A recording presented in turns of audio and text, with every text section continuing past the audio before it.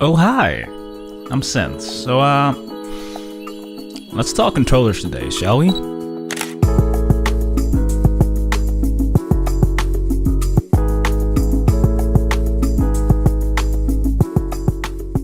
Today we're looking at the N30 Pro, made by the good people over at 8BitDo. A versatile retro-themed Bluetooth controller with a small footprint and has all the buttons and features you'd expect to see in modern controllers.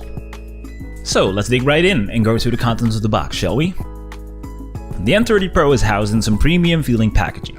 Upon sliding it open, you are greeted by the controller itself, and underneath it you'll find the documentation and of course your flat micro USB cable. Taking a closer look at the controller, it just screams retro. It looks like an SNES controller, but with the color palette of an NES controller. Thankfully, the retro vibes don't stop at the design. No, my friends. That D-pad.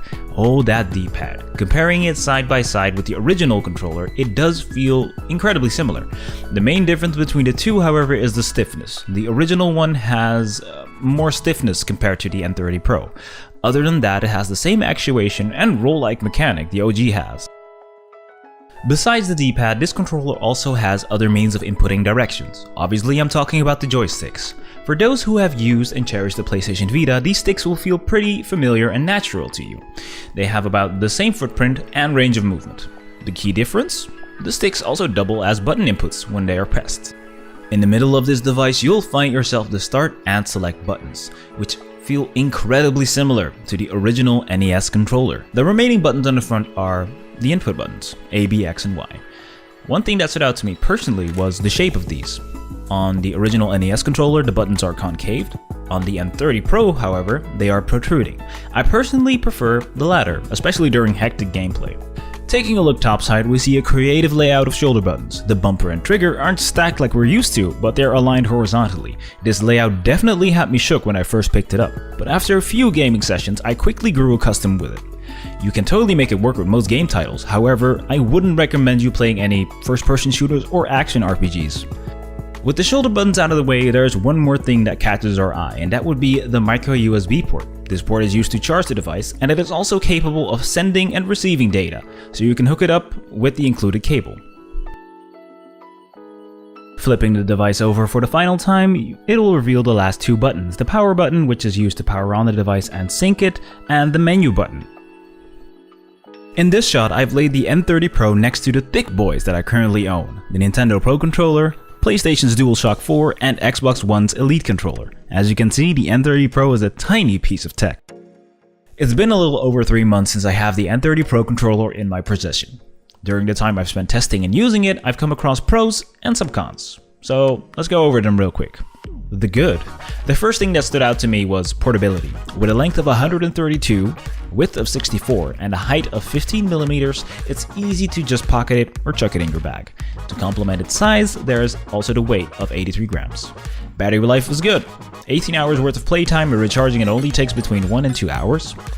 The D-pad, you already knew this was coming, come on. It's accurate, doesn't require too much force to register inputs, and it rolls really smooth. The controller is incredibly well built. It is made completely out of plastic, but it doesn't take away from solidity or durability. There is hardly any play in the buttons. This makes the buttons feel snappy, responsive, and also give you a nice tactile feedback. Having joysticks on a controller this small, however, is a blessing. It makes the controller a versatile little beast. Moving on to the bad. Without a doubt, the layout of the shoulder buttons. Even though you could get used to it, it's just not ideal for fast-paced action games and shooters, which rely on the bumpers and the triggers. Even though I'm loving the analog sticks, I'm not loving the clickable buttons that accompany them. When I press the stick down, I have a hard time keeping the stick from moving all over the place. The other issue I found is when the sticks are positioned near the edge, I have to apply way more force for the input to register. The final con is a bit of a pet peeve of mine, but micro USB. Should have been USB-C, come on. Alright, so with that said, let's head on over to the conclusion. Would I buy this nowadays? I'd say no, because there are different versions of the same brand controllers out there.